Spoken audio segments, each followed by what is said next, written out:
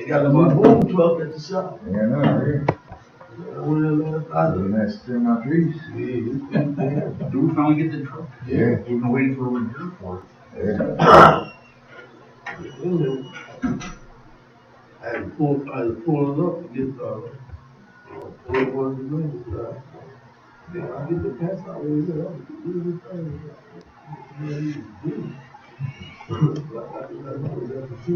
Man, you guys are back there. You're doing all the way back. I always sit next to him at every meeting, you know. Yeah, you know, this is back. this is I thought it was right there. Mine is up there. We're right there usually. Come on, Charles. You throw the whole system off. Yeah, that's right, man. That's what with my mojo. yeah, that's what the signified people sit at. This is where you sit and snort. Yeah, the signified people sit back. Sitting on some better. Yeah. He won't point at us and put us out. So tell us more about this cruise you're doing on 7 days. 7 days. This is my 15th. My wife, she got 15 cruise. yeah, my wife, she got 28. Her girlfriend, and then I met her 15 years ago, and every year. So Every year you're going. every year about time. It's nice. Maybe one day I'll get to go on vacation with my Last year we went over to we flew to Europe and stayed. Oh, okay. I didn't like it over there. No. I've heard a lot of people. The weather, you know, like here, you don't know how to dress, and if you don't take the right, you out of luck. Like in the airport, right? What's up, man? My wife's going next month to Belgium. Oh yeah. Her and her 3 girlfriends haven't grown up on the same street since they were born. They said for the 50th birthday, they'll do a big vacation. So they're going next month to Belgium for a year. And been married 27 years, Mike. I know. 27 years. The same woman? How about that? Not 27 combined, but just one. I've made it 10 with mine. It's the first time I've ever been anything that long. I've been married 3 times, and this one was in my own business. I'll never be But married again. it's like, it's crazy, man. I enjoy it every day. This is it. I've lived with a woman 20 years, 22 years. Okay, now. Yeah. I've been married 3 times. They didn't last over 10 years. But you know That's what? what usually happens. That's why I will not get married again if this don't work out. Here's the funny part with him. I get to you out there. He married the same woman twice. Oh, You didn't get beat up the first time. yeah. That was funny. I said, hey, I was with you. I don't know how that happened. Must have been rough.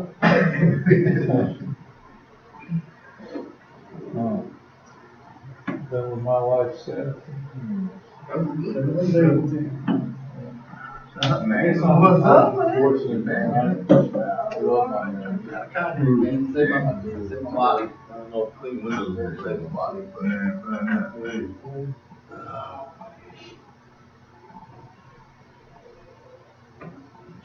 Interesting stories. I was seeing my wife, we've actually been together 30 years now. So we can't afford to get divorced now. We're stuck with each other. It's too expensive. Yeah. See, my thing was I used to always have a produce bag. Every time I get mad, I just grab my bag and leave and look sad. Now I don't have to have orders and you know. Yeah.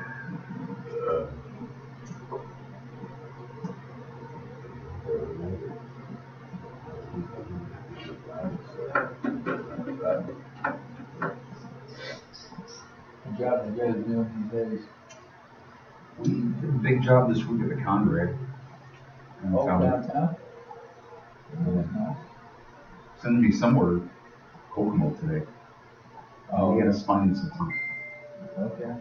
We just been doing a lot of 2-story buildings. we got a lot of work.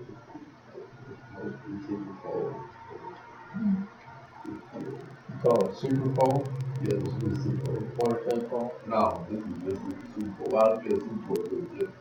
Oh, okay. I don't have to do a lot of work. Just like that. We'll test it.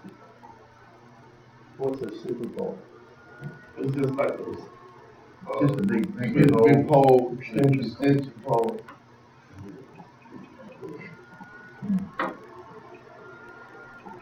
I can live that by myself yesterday. You use it on anything bigger than a two-store? For the they were Three, four, the reach is two. It only goes 24 feet. Oh, okay. Traffic. Alright. He gave us, How do you like? that. You can. First of all, I can't do that. I gotta get some sugar. I left Thompson. He gave us Emerson in and out. at 6:30. That's my I see you gotta get it on. I got stuff to get done. Then he has the lights on. We got two, Get off my bumper.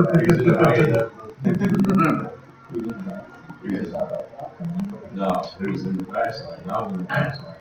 But I was on the fast, but he was just not going with the flow of traffic and he hit his lights on. Shit.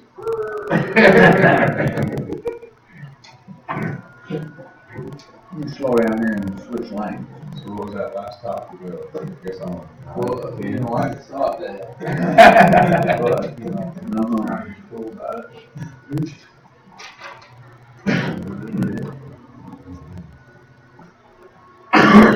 We're expecting more?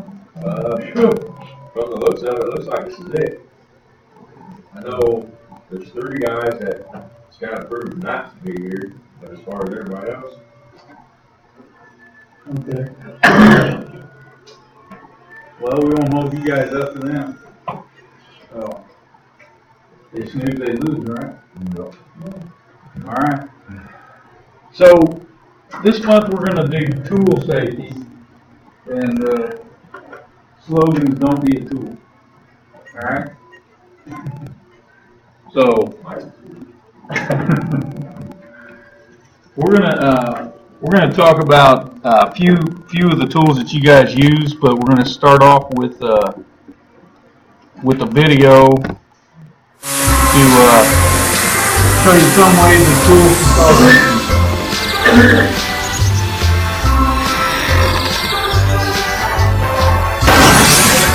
Still not just for professionals.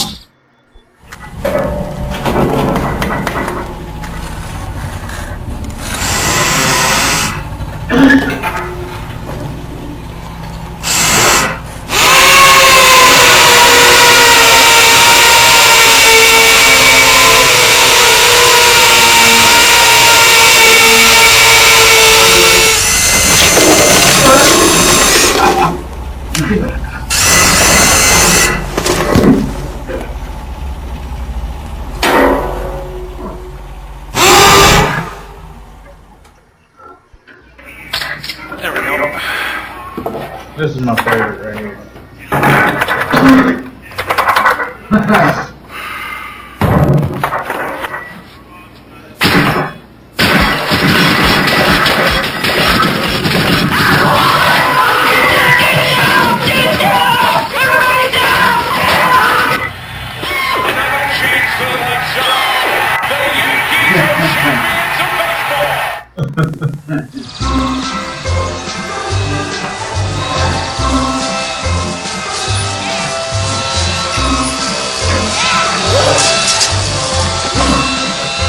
Still not just for professionals.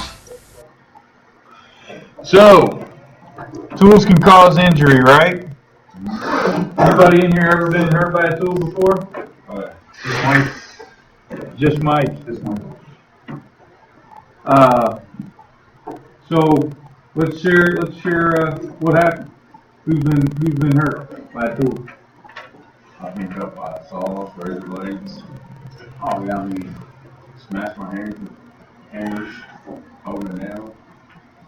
Yeah, I think we've all probably been there. I know I've done that multiple times. Been cut with razor blades. Oh, yeah, pocket knives. Pocket knives. What else? Anyone else here? You ever been in fire tool? Nope. This is like the hazardous about it. Okay. How about the back row? Never? I shot myself with nails and two fingers. You nailed two fingers together? I drilled a Phillips screwdriver through my hand, take the wood slick off the Phillips screw, right through my hand. Right through your finger? Yeah. And holding it, put some pressure on it, slides off. Yeah. Smart like this. So yeah, tools can cause injury. I think a lot of us have been hurt by tools before. What kind of tools you guys use at S&K? Squeegees, mops, Screwdrivers. screwdrivers. Okay. What else? Razor blades. You use razor blades? Oh, yeah. Construction clean. Now, is it a true razor blade or is it more like a box cutter knife? It's a razor blade. It's a fair razor blade. It's a handle, but it's got a It's straight straight. on it. Yeah, like a scraper. It's got two blades on each side. It's probably the sharpest blades I've ever touched. Oh, yeah. Other drills, with your handle on, we're like this when I'm changing our blades. Oh, yeah. Fully focused. Yeah. Yeah. They're bad. Yeah. And they're double-sided, so there's no easy way to pick them up, but they, laying on the table or something, you kind of got to slide them. Okay. All right. It's like 4 blades in one. Who handles razor blades in here? Pretty much everyone. Pretty much everybody? Yeah. Okay. So any other precautions you guys have? I mean, just being careful around the blade? Don't stick them in your back pocket without the lid on them. There you go. I've done it before to reach back. Put them in my bucket and reach down in there without the lid on it. Forgot about it. There you go. So making sure you have the lid, the cap. Cap on them. If you're not using them, that's good. Anybody else? No? Okay, so razor blades. What else? You said squeegees, said mops. Caulk gun sometimes. I mean, Caulk guns, okay. Occasionally we might use a steel saw or something at the shop, cut some wood or something. Okay, Or lips. okay. So a circular saw? This isn't a table mounted, you're talking about a hand saw? Okay. So what about circular saws? What do you need to know about those? I know James. I don't even know anything about keep it. your hands He away does it all for you. My grandfather cut his finger off with a circular saw. Did he really? Trying to cut a tree. Jumped up off the tree and landed on his hands. Yeah, because it kicked back. Yeah, that's one of the biggest. Stupid move, cutting a tree with a circular saw to start out with. Yeah. And it was like one of them, fruit tree, so it was soft one on the inside, so as soon as they hit it, it just jumped right up onto his hands. Yeah. Cut his shit off. So using you guys all use a circular saw at home, right? Yeah. Most of you? I got think you do. I don't know, I got one. No? He does. Everything goes to the gym. Everything was a gym at my house. I got probably every think of. So with a circular saw, most circular saws, you have a place to put the other hand, right? Something like that.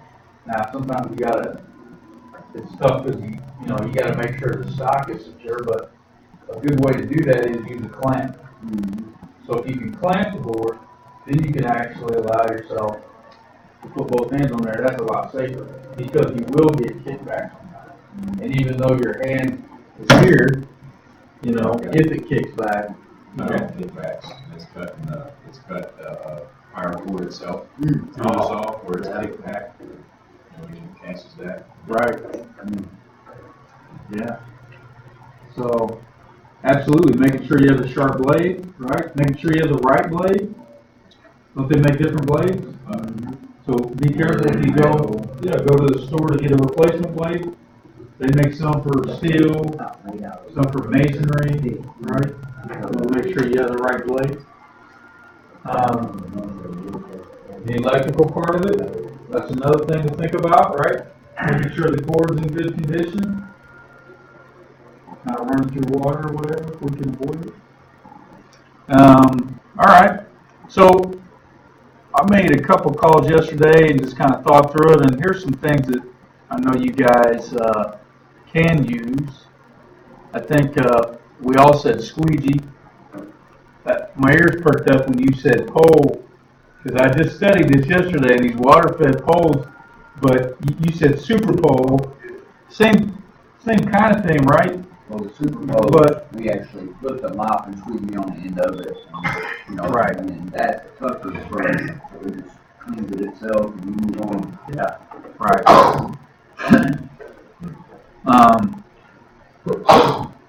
Same basic principle though. I mean, other than the fact it just doesn't have a hose, right?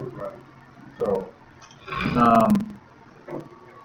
now, I know some of the guys use, if you're sweeping, I know I talked to Ray, he was saying you guys use these two. Blowers, you guys use, anybody here use a blower? I have it before. Yeah? How about that? Power washer? Power washer? A little bigger than that. Little bigger? Whole trailer full size, power washer. Yeah, a little bit more powerful? Yeah. Yeah, a little bit. What's in there like that? Well, this one right here. Yeah. We missed one. And I know, Eye protection. It's tools. eye protection when you're using tools. Yeah. Absolutely. Yep. And Chris, I was talking to him yesterday, he was telling me, use these two things right here. So those are just a few tools that I kind of thought in advance on. So I figured we might just go through those and, review some safety hazards and precautions. So let's talk about the squeegees. Squeegee sounds like the safest tool in the world, but could you hurt yourself? What kind of hazards are you dealing with a squeegee, or could you hurt somebody else? Yeah, if you drop them off the building, we have tool ties on the tool lanyards to hold them. Yep. I think that's probably the biggest hazard, is not you, but everybody else. I mean, you can drop it, it's not going to hurt you, right? But somebody below, that would be a bad day. Yep. So, absolutely. How do you prevent that? Tool ties, Lanyards. and drop zones. Yeah, it's good. But when you're 30 stories in the air, that 8-foot drop Projector. zone, Yeah, you could end up. sometimes it'll land in it, sometimes it'll land across the street. Or if it caroms off a building or whatever. Yeah. Absolutely. So, yeah, still though, you want to put your drop zones down, you want to tie off those tools, good. So, any other things you can think about with squeegees?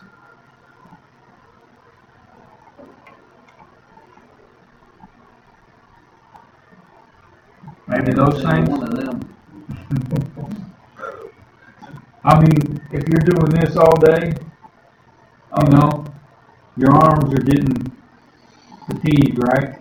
So how do you battle that? What do you do? What can you do to kind of, because it's not just fatigue, it's not just saying you get tired or whatever, but, as your muscles fatigue, the chance for actually pulling the muscle or injuring yourself is a lot higher. So, is there anything you can do to battle that, to counter that? Stretch. That's the biggest, I think. The other could be rotate arm. Yeah. So, after you go with the left a little bit, go with the right. But yeah, stretch. So, what kind of stretches could you guys do? Anybody here stretch before work? You stretch? You ever stretch? I got a bit. Time to go. I'm ready.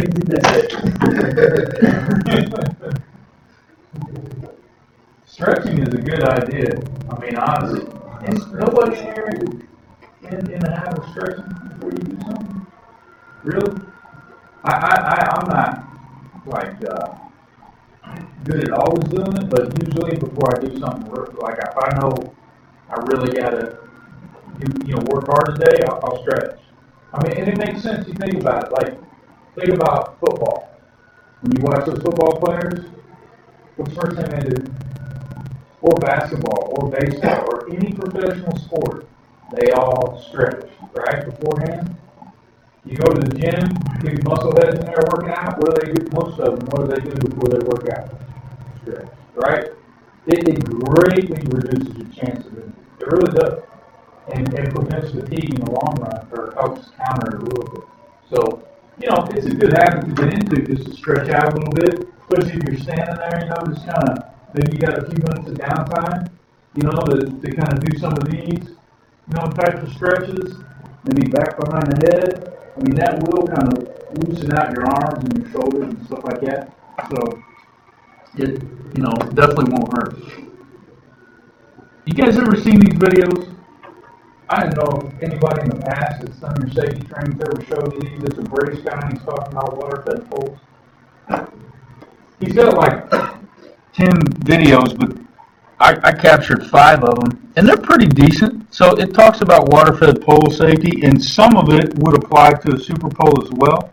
This one's just probably water-fed poles, but anyway, I'm going to play it. Here we go. In this video, I'm going to talk to you about where the running of hose and what likely to take the place. Traditionally, because most weather centers use water poles for the tube running internal, then as a rule, we run our hose behind the wet frame. But actually, usually it's in the wet frame. So when you see it, if you look at my foot now, you can see that I've got my foot touching the hose here, or maybe the touching on the hose there. This one's a little bit inconvenient. Over here, then actually the water flow can stop. But it's only for a split second anyway. But the key issue is that this from an RMS point of view, or a health and safety point of view, is really inconvenient because instead of your focus being up there on the grass, your brain is also paying some attention as to what is it under my foot. And after windows came into level 3, level 4, you start to get tired after a couple of hours, all of a sudden you're really all your attention up there. And so we do not recommend this style of running of the hosing. So right there, I'm going to rearrange it. I'm going to show you another way. Yeah? And from that way, we can make a choice as to which way fits you best. Okay, so before, we had the hose running along here. And then behind the water in the water zone, and that's where the hose was on the tube. Now, if you have a look what I've done now, I've rearranged it and I've run it along the face of the building. In this case, we've got panels and trees and curves, but whichever way you do it, if you run it along the face of the building, then it's completely out of the water zone. However, if you insist on having the tube internal to the pole, then this thin tube, whichever style it is, has to come in behind you, and again it's going to be under your feet. It's a small hose, so it's less risky, but it's under your feet. So what we recommend, and it is up to you, but from a safety point of view, we recommend that we do this. Disconnect the internal tubing, and you'll see me do this. This is the way we prefer to lay our tubes out. I can just slide it off so that the internal tube is still available inside the pole, and I can reconnect it at any time. Now I've got an external tube. Okay, so the internal we can place down there, so it's out of the way. Now I'm running an external tube. Now, what do I have to do now? I can actually run all of that tube down in the water zone in front of me. So it's no longer not capable of ever getting under my feet. So, I'm going to pull that up now. You'll hear that brass thing pulling to the pole. And now, the reason we're doing this out of the trees is because we know what the objections are. The first thing anybody says if we say run the tree external is, oh, what about trees? Right? So what better place to demonstrate than over trees? Now, you know what's underneath my feet now. I can have clean windows. I don't have anything under my feet. If I did touch something that was unusual, under my feet, I would immediately know that I have some safety issue that I should take my attention from the rust and check that I'm actually safe. And that's the reason we like running an external tube. Now, you'll see that actually that I'm having a lot of problems with the tree, but what we tested is that if you want to take control of an external tube, all you do is just roll the brush a couple of times round, and now I have that tube away from the building. Now I'm not going to be silly here. If we're really going to push it through a lot of trees, internal tubing is far better. If you're going to push it through branches and then pull it back down and go through the top and push it through branches, but it's just normal stuff, or if you're just doing a commercial place of a building or a residential building, have a go at running the tube externally. It doesn't look as professionally compared to the internal tube, but it's much more efficient, much more effective, and actually a lot safer. So, some ideas there. I don't know, does anybody practice that? You've actually done that when you don't put it through the internal tube. If it comes out or the hose breaks, we gotta cut it because it's got a hole in it, and it's just a real quick fix. We'll just do it just like you did. Like you did it, yeah. No, I mean, it makes sense to me. I'm not a professional like you guys, but from the outside looking in, at least, like you said, running in front of you instead of behind you. I was keeping in front of them just because typically you're normally standing back on a sidewalk or something, so not only are you on the sidewalk, but you got your hose on the sidewalk, you're on the sidewalk, your hose on the sidewalk, and you got other people on the sidewalk walking past you, so you try to keep as much off the sidewalk as you can. Yeah, makes sense. We're going to talk a little bit about what we just talked about, is muscle In this strength. video, I'm going to talk about an RMS or occupational health and safety issue, which is the posture when you're using a pole. So I'm going to show you first what we see a lot of people who first get involved in what their pole work, and then they bend my knee, we're going with a small pole first, but the issues get very serious in the second pole when you put along the pole first. Okay, so when we're doing the amputation, what we're trying to do is get the whole window in a single stroke. So that's the technique issue. And so I want to get the brush there at the top. I want to get it all the way to the bottom in a single stroke so that I get a secondary. Okay? So once you see that, that's what I'm trying to achieve. Now I'm going to show you what I do. I'm going to show you what not to do first. Don't do this. I'll tell you one thing. When you try and do it all with your arms, firstly, it's very unlikely that you can actually get a full stroke with your arms. So secondly, you're using a small muscle group, these ones here, and you're burning shoulder down to get you into 4 hours or something, you can't even hold the pole anymore because it turns out. And I'll tell you the proper way. It's actually like a rock. Yeah? Now I'm using my whole body, the movement, I'm just using my arms to keep the pressure on the brush so that the brush is firmly against the glass. That's what my arms are focusing on. And the rest of the movement is coming out of my legs, which are big muscles that can go all the way along. Yeah? So we'll never get that far using the rocking motion. And I can actually get an actual fact using this motion and a little bit of swing from my arm. I can get a 3-meter pane of glass.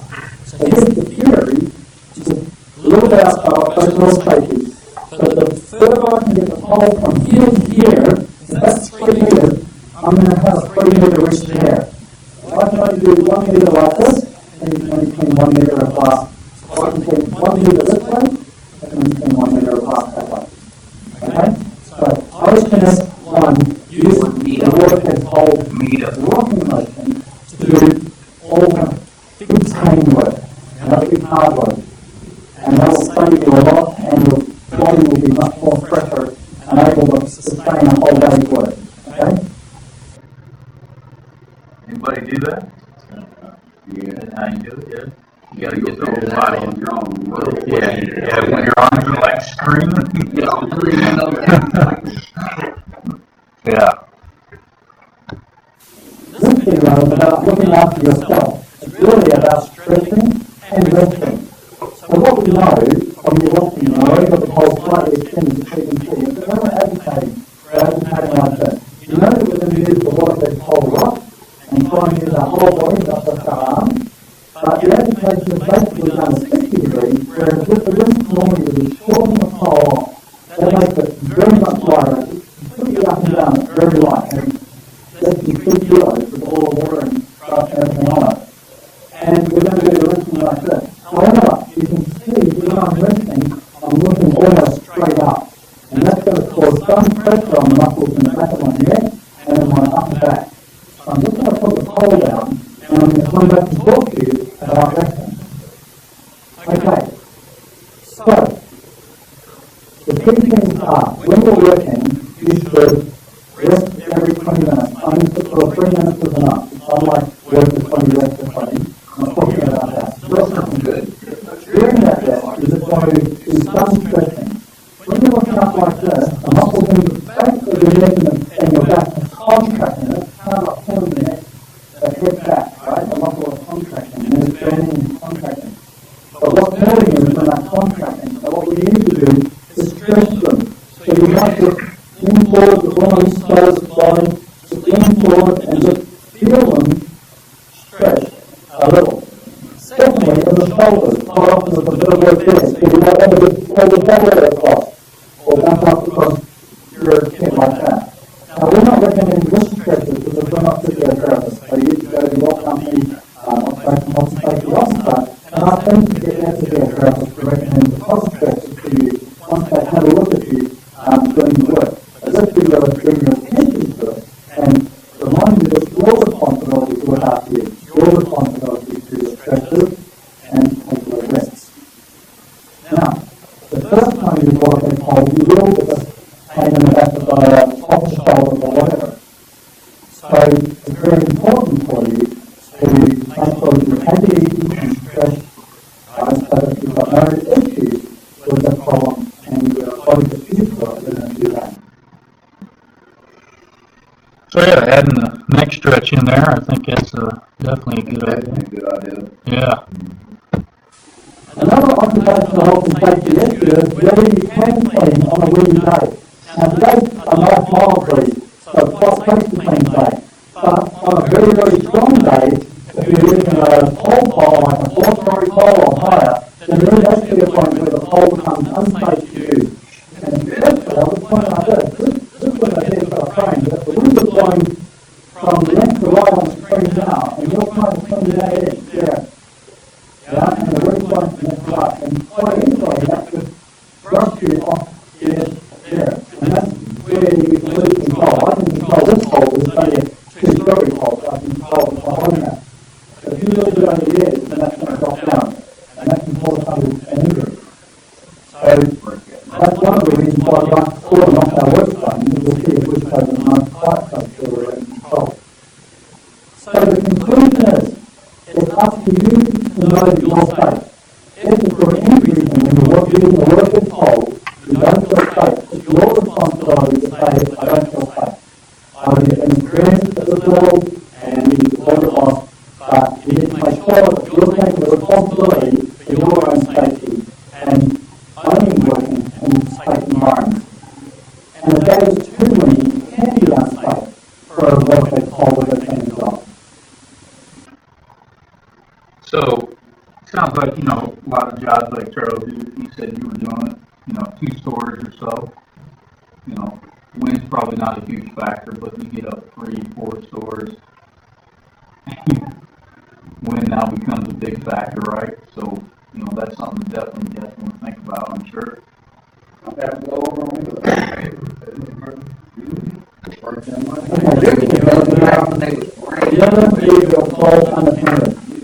we're going to tell you why. But here's an example. If you make your pole unattended, what you want to do is you're thinking, look, that's the pole there, and it's safe. But actually, the wind will blow it. And that's the greatest risk, is the wind blowing it. But sometimes, actually, it might just slide on the glass, or slide on the surface like this, and it'll start to fall. Point is this, that if it does fall, its reach in falling is the full width of the pole. Now, if you've got a 4-story, 5-story, or 6-story pole, all of a sudden your reach of danger to somebody else is that far. And that's what you've got to keep in mind. It's your responsibility ability to keep your pole out of reach, such that any event that it did fall, it cannot fall on anybody else. Now, secondly, how to prevent it from falling is the next thing. So, in the one or two times where you're actually working and you need to do something else, 99 out of 100 times you could dismantle the pole or compact the pole and then it's no longer become forward. But in this one event here, I'm going to show you what to do. If you can corner the pole, yeah, so the thing here, I'm going to put it in the corner, I've got the wind coming from behind me actually, now I'm going to shorten it so that it can come in here with me, and I'll adjust my tap down here. So in this one place, I haven't left my pole unattended, completely secured in the top corner, and I can turn the water off, for example, or back on. So this is the one time that you can leave the pole up, but I wouldn't recommend it the higher you are, the more risky this is. Sometimes you might bring it down from 4 throws to 3 throws to 2 throws in the corner, then you do it and just push it back up again those last little bits. Okay? And now I'm going to show you what happens if the pole drops. And you can start to see the impact of what it could do if somebody was underneath it. And it's my best way to demonstrate to you how dangerous it is to ignore this weapon. Okay, in this video, I'm not going to show you the impact of a falling pole would probably only ever seen a pole fall before. So this is me that I'm demonstrating this, and I've got my cameraman straight in this position about 8 meters away from a 6.7 meter pole. Okay, I'm just going to give it a bit of a nudge so it doesn't go the wrong way, and you're up there.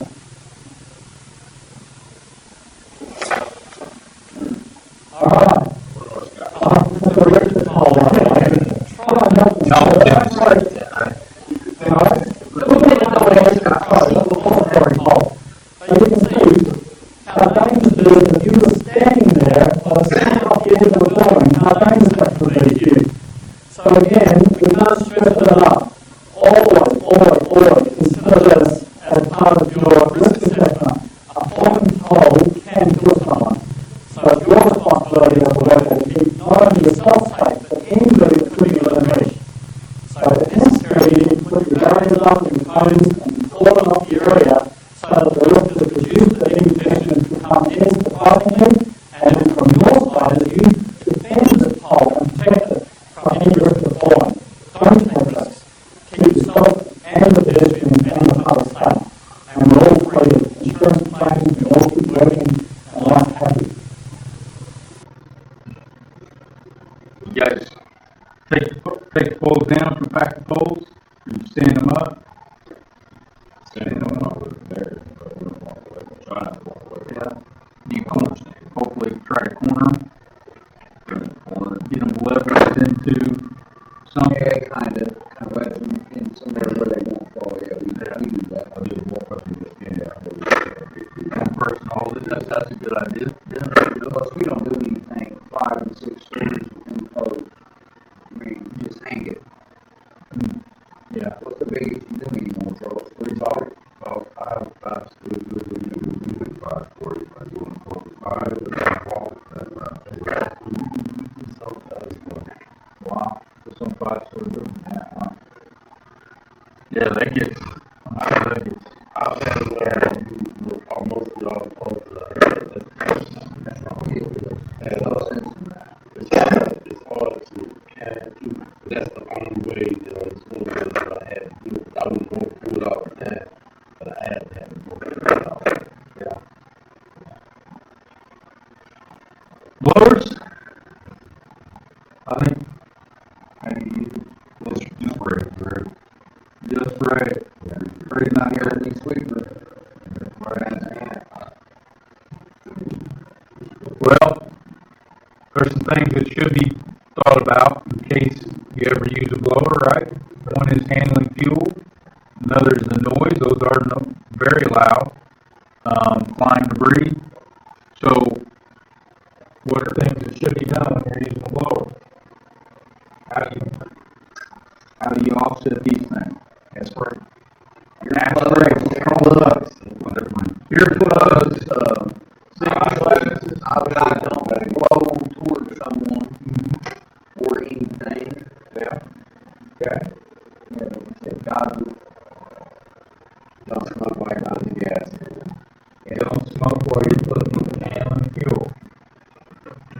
guarantee you there's people out there that do that. Okay. Flat shovels, Ray said he uses those, you guys probably not. Maybe power washing. Mostly parking garages like that. I'll use them outside the shop, clean up around the dumpster. Okay. So you're picking up trash or whatever? Okay. What are you using it for? Pick up brick and stones and stuff off the parking garage. Okay. Nothing anymore. Mud? Yeah. They start car washing, start pushing all the dirt and And then it piles up. Yeah. So then you got wet dirt. And then you gotta pick it up. So you use shovels sometimes. Oh, yeah. Yeah. That's the same. So with shovels, a couple different things can happen. One of them is gas strength. I think I told you guys a long time ago I was a safety director for Miller Pipeline. Those guys are in the mud all the time. That's what they did. They're playing ditches, right? Playing dirt. So we had a lot of shovel injuries, but most of it was from basically when you take a bite or a load, it's twisting. That's when most of it happens. So a simple fix on that is simply to just use a dip hook instead of planting your feet and doing that, right?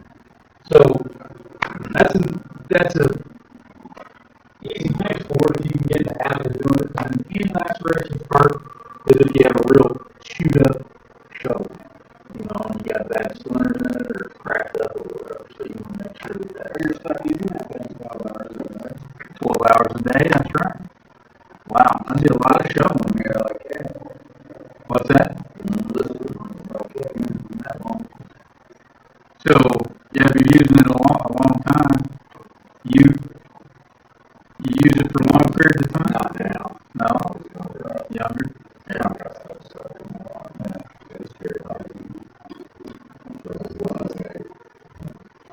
So drills, you use drills, you do them with rotating parts, right?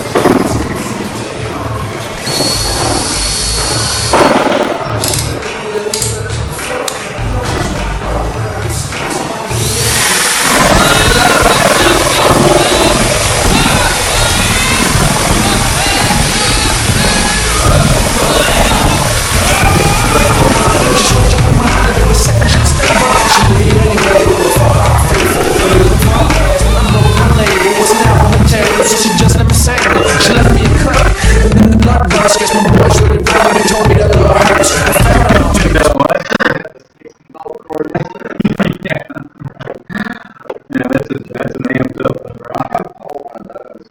So, yeah, rotating parts, big deal with drills. What kind of drills do you use, electric or battery or both? So with electric again, making sure the cord's in good shape, right?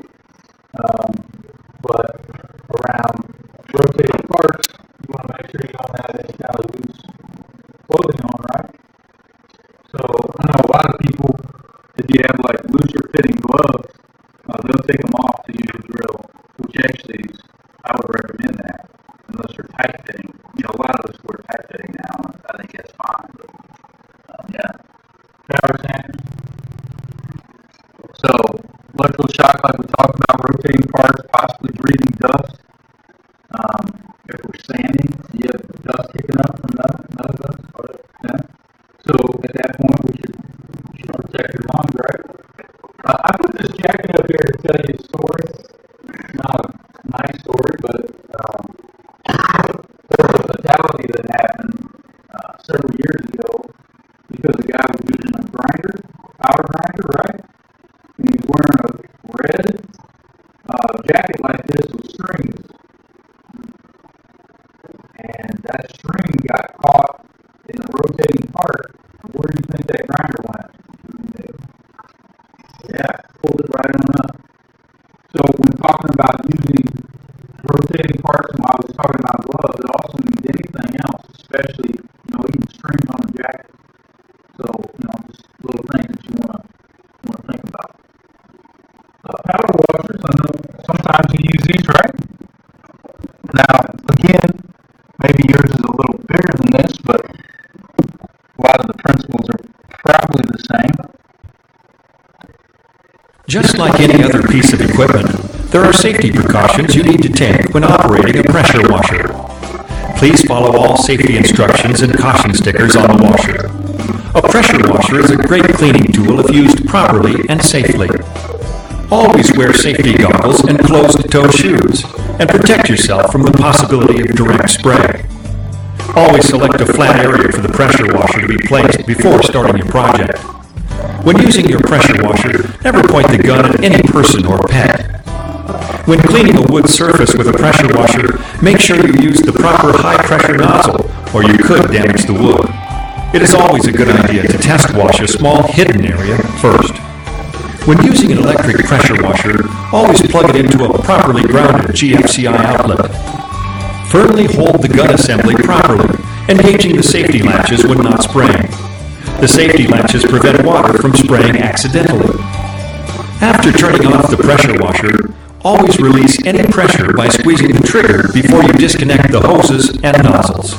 The engine and motor of a pressure washer can get very hot after extended use, so use caution when moving the washer. Never allow children to play around a pressure washer when it is in use.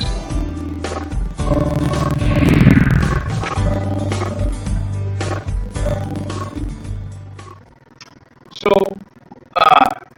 any differences there between, the safety precautions of the pressure washer? You guys use them on the line to and that? Or, Chris, what do I think you wear when power washing? That's not really a pressure washer, that's more like something you water your grass with. Irrigation system. So you're dealing with high pressure, right? Yeah. And that can cut through. Yeah. I was using one of these. I'll tell you a personal story. I was using one of these to clean my deck one time. This was probably about 10 years ago. And my wife's the type and she likes to try things, but she'll try for 5 minutes and then she's bored. So when I was pressure washing, I was going to take a break and she comes down and says, "Look, I want to do it. I want to do it." I'm like, "All right, we'll just be here when you get home, blah, blah, blah." Here you go. I go in literally to get a drink. So this is 2 minutes. I come back out, she stopped, and she's standing there looking at her foot. And it's all red. And she's like, "What did you do?" She's like, "Well, I had some dirt on my foot." Oh my gosh. So, yeah, not a good story, right? Not a good decision. The one thing I would kind of add to this, or point out specifically with this video, is yours powered through electrical? No, never. Okay. So it's got its own. Yes, it's all running gas. Okay, gas, right. Okay. All right. Well, never mind. I got power washing a little trailer set up. I got the things, all that cool. I got plug in models and so you can do that. Yeah, nice. Okay. That's you for yourself. I gotta come out and see that. You use it a lot? You use it a lot? Yeah. Well, we have variable speed lines too, so not always pull the trigger and flip it all around. Yeah. You can turn it way down. Okay. The corners and stuff. Yeah. Yeah, I gotta come see that soon. Yeah, at some point. I wanna check that out. Next time I head on, you see that boom truck's got a built on power washer. Running up to the basket. I wanted to see that. I saw a picture of it. You get a 60-foot room left? Yeah, it's called a truck. It's a big old truck. Oh, okay. Like a bucket truck. Oh, yeah. We had it for about a year, but it's finally made it here before. Oh, okay. Ray drove it up yesterday. Yeah. I was talking to him. I knew he's driving. So it took me 24 hours or something to get back. I said, "Dude, get over 500." It would not make it. So this is like a lineman truck? Yeah, it's a truck, but it's built for power washing is what it's built for. Oh, okay. It's set up for it. That's cool. You got to do it.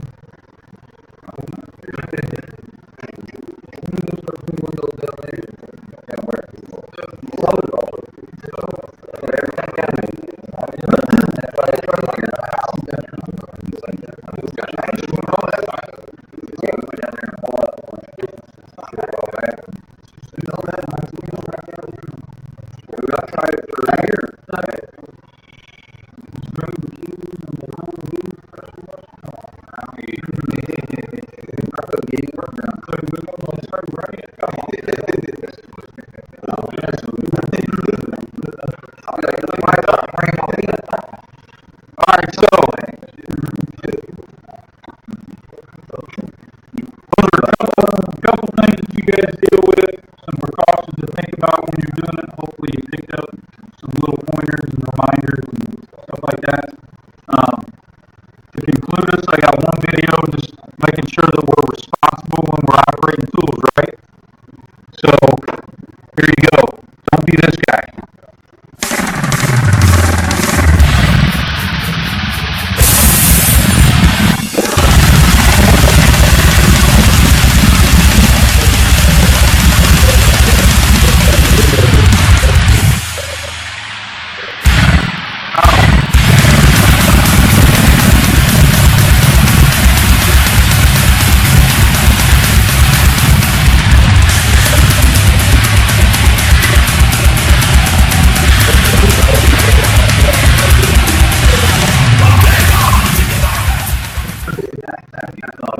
That long hair around us are taking too long, just waiting for it to rip right out. Hey, I asked him that already.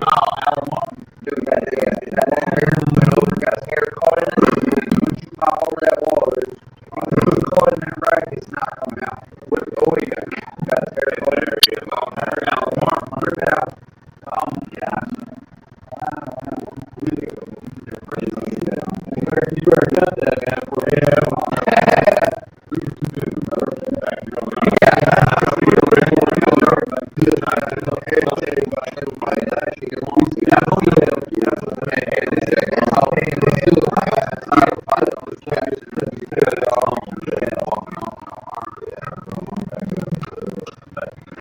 Everybody sign in?